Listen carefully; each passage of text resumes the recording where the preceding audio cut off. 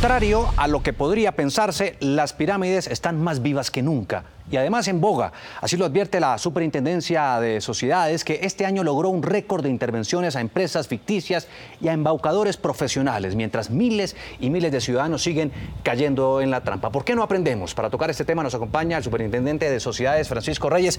Doctor Reyes, buenos días. Muy buenos días, Juan Diego. ¿Cómo anda todo? Un saludo muy especial. Un poco preocupado por este tema. La gente sigue y sigue cayendo en la trampa. Es realmente preocupante. Este año hemos tenido que avanzar en las intervenciones porque siguen ocurriendo esta clase de cosas. Pues precisamente esta madrugada, mucho más temprano, estuve en las calles hablando con la gente, tomando el pulso y además con un experto. ¿Por qué la gente, a pesar de haber caído ya en la trampa, sigue y sigue cayendo?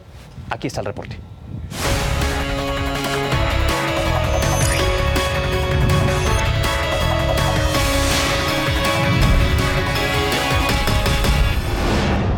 A diferencia de las espectaculares y enigmáticas pirámides egipcias, las de Colombia no son maravillosas, pero sí muy perniciosas, construidas por faraones, pero del engaño. Desconocimiento, ignorancia. Por ahorrar plática, ¿no?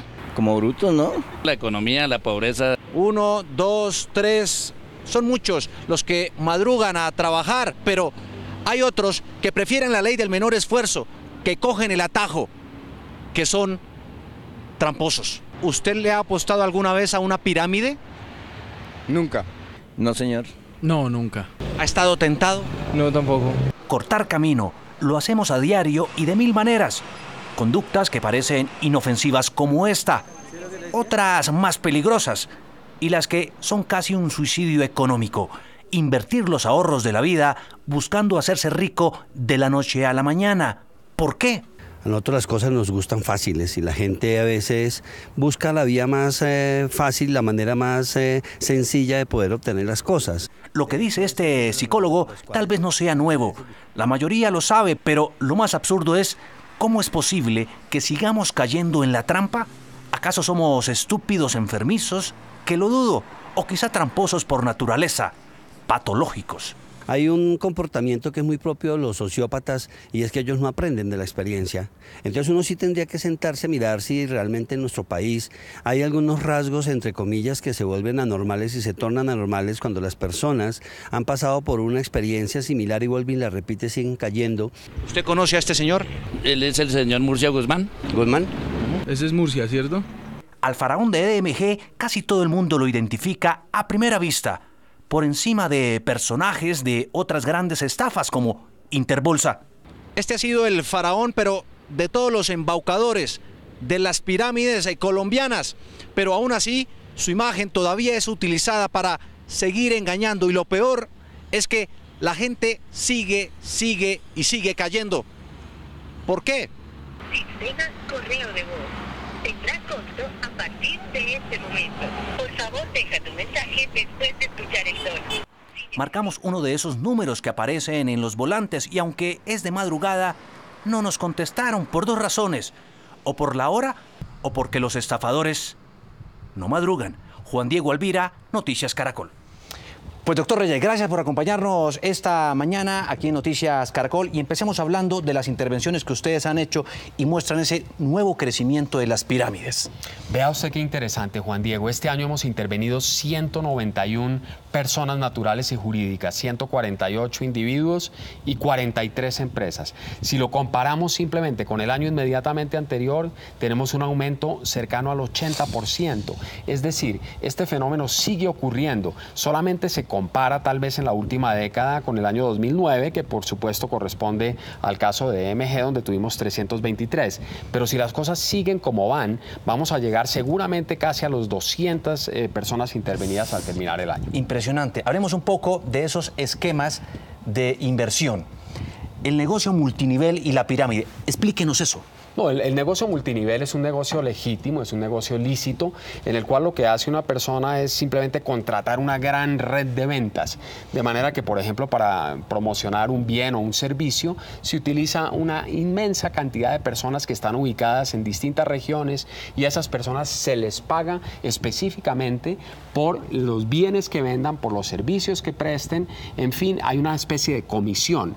En cambio, en la pirámide lo que hay es simplemente plata por llevar personas personas. El que lleva individuos le entregan dinero. Entonces, en el primer nivel de la pirámide, supongamos hay una persona, luego esa persona trae a 2, esas 2 traen a otras 4, las 4 traen a 8, las 8 traen a 16 y así sucesivamente hasta que llega un momento en que no hay suficientes recursos, la pirámide se derrumba y ahí es donde viene la gran defraudación. Los que ganan son los que están ahí. Sí, ganan solamente los que están en el primer punto. Diríamos que esta es la pirámide típica, la pirámide de garaje, que curiosamente todavía existe. Este año intervinimos varias de este estilo, que son la clásica pirámide donde hay un tablero, lo invitan a la gente, le explican cómo funciona y la gente incauta pone su plata en esta clase de negocios. Hay unas más sofisticadas, como lo fue Interbolsa en su momento. Claro, y ahora se utilizan, Juan Diego, tecnologías de la información y de las comunicaciones, entonces ve uno pirámides por WhatsApp, ve uno pirámides de Facebook, ve uno pirámides de Skype, en fin, todos los mecanismos electrónicos son muy propicios para esta clase de negocios. Muchos lo hacen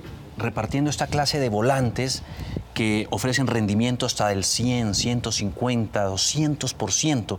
Eso es un claro indicio o señal de alerta. Pero indudablemente, es que cosas tan buenas no se consiguen y claramente no hay ningún negocio que tenga una justificación financiera de esa naturaleza.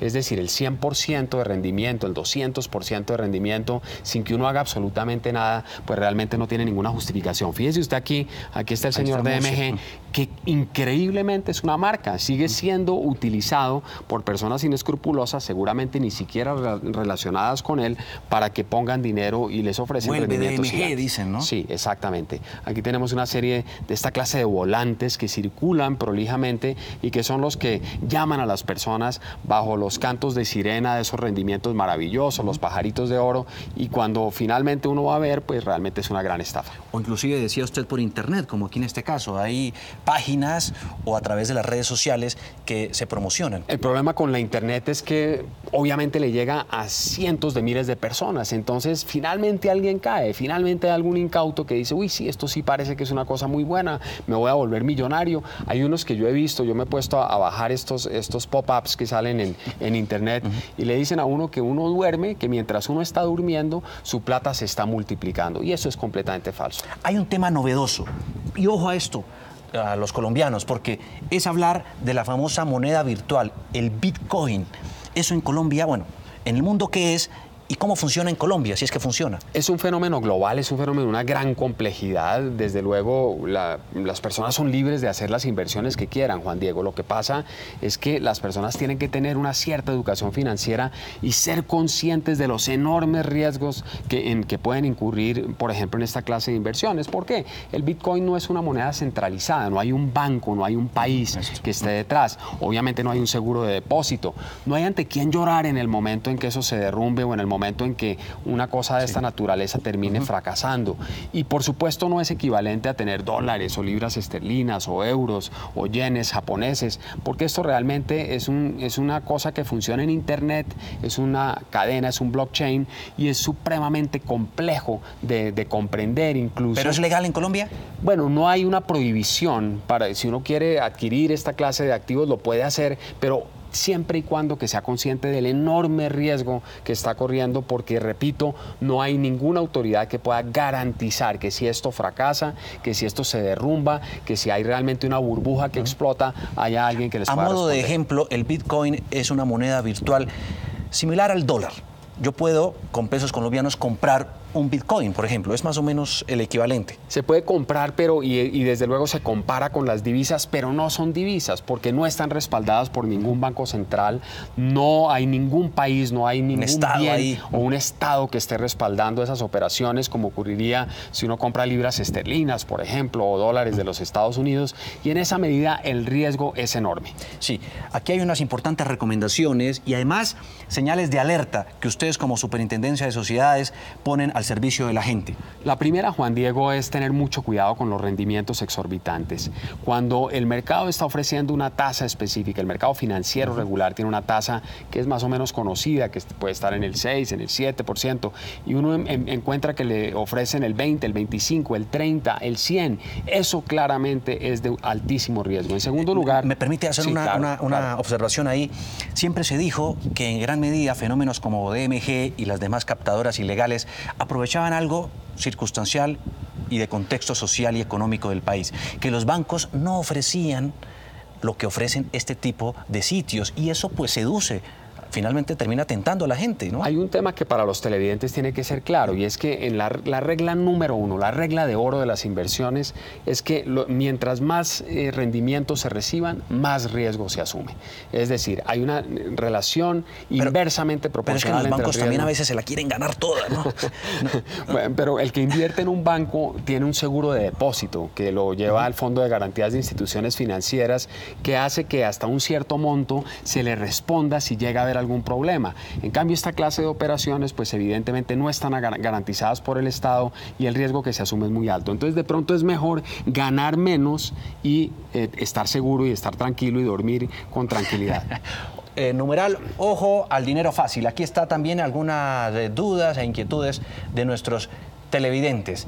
Leider Peña dice: la captadora DMG no falló en sus pagos, el gobierno la intervino y la acabó. ¿Dónde quedarían estos dineros?, se pregunta este ciudadano. Cuando el Estado intervino a DMG en 2008, esa era una situación que estaba haciendo agua desde hacía tiempo, que no tenía suficientes recursos para responder. De hecho, en la intervención que se hizo, apenas se logrado... Pero fue tardía, lo que dicen es que fue tardía y eso, pues de una u otra manera, facilitó la estafa, el engaño, y el gobierno debió haber intervenido a tiempo. Bueno, esto ocurrió hace más de 10 años y realmente siempre es fácil mirar con el espejo retrovisor lo que se hizo y lo que se dejó de hacer, y realmente lo que pasa es que los ciudadanos tampoco denuncian. Los mismos ciudadanos, como lo acabamos de ver en este chat, todavía creían y todavía 10 años después estaban convencidos de que esto era un gran negocio y que era absolutamente legítimo y que no había ningún riesgo. Pero también era fácilmente identificable por las autoridades la cantidad de gente que hacía fila por...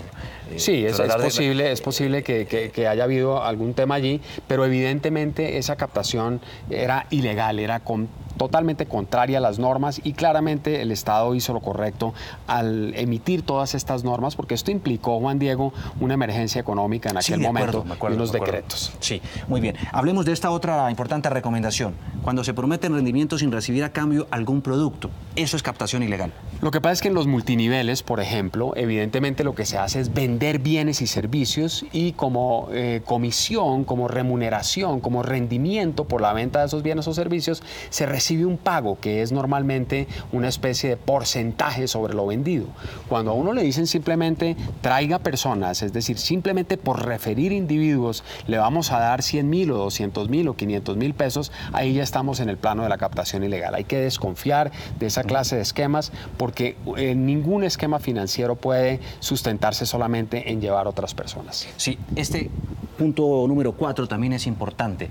La entidad invita a invertir a través de redes sociales, lo que usted estaba comentando. Sí, tener mucho cuidado. Además, estas cosas son muy difíciles de seguir, porque muchas tienen, por ejemplo, sus sedes en países muy lejanos. Hemos encontrado en países árabes, hemos encontrado en paraísos fiscales, en lugares de muy difícil acceso. Lo que hace, Juan Diego, que una vez que se detecte el problema, sea supremamente difícil intervenirlo. ¿Es delito? Después de eso yo me acuerdo que claro que sí, claro que sí. Y esta es una advertencia que hay que hacerla con toda claridad. Quien promueve la captación ilegal, quien inicia la captación ilegal, quien participa incluso como vendedor, y aquí este es un trabajo que la Superintendencia de Sociedades está comenzando a hacer, y es intervenir a la totalidad de las personas que intervienen en esta clase de operaciones. Esto se convierte en un delito que tiene pena privativa de la libertad que va de los 10 a los 20 años. La Superintendencia inmediatamente corre traslado a la Fiscalía y ya tenemos personas que están condenadas por esta clase de operaciones. Pues doctor Reyes, le agradecemos muchísimo todas estas importantes recomendaciones, consejos, explicaciones y sobre todo estas alertas para que los ciudadanos incautos no sigan cayendo en la trampa. De eso, bueno, no dan tanto, decían los abuelos, ¿no? Así es, y ojalá que la gente lo tenga en cuenta. Muchas gracias, doctor.